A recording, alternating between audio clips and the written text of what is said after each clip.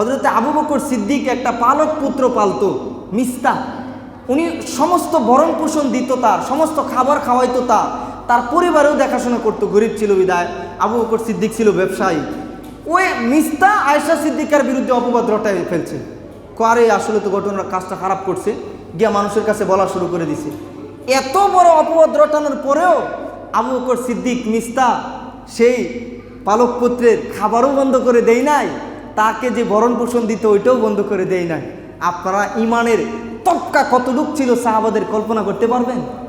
একবার বলবেন না সুবহানাল্লাহ? এরকম ছিল সাহাবায়ে কেরাম।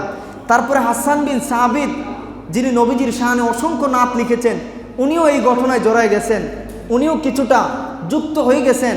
পরবর্তী সময়ে মানুষ উনাকে উস্কাই দিত, আয়েশা সিদ্দিকাকে।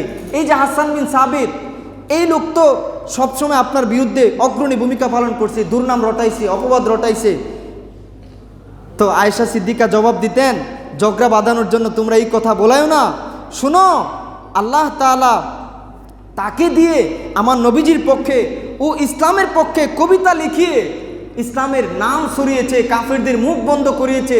আল্লাহ এই উসিলায় তাকে মাফ করে দিবে, আমিও তাকে ক্ষমা করে দিয়েছি। জুড়ে বলবেন না সুবহানাল্লাহ? কি পরিমাণ শিক্ষা একটা ঘটনাতে! দেখেন সাহাবীরা কি পরিমাণ ক্ষমা করতে পারে। এত বড় ঘটনা রটাইলে আমরা জীবনও ক্ষমা করলাম হইলে। কিন্তু ক্ষমা মহত্বের গুণ, ক্ষমা আল্লাহর গুণ। যে আল্লাহর গুণে গুণান্বিত হতে পারে, আল্লাহও আপনার আমার অজান্তের গুণাগুলো মাফ করে দেয়।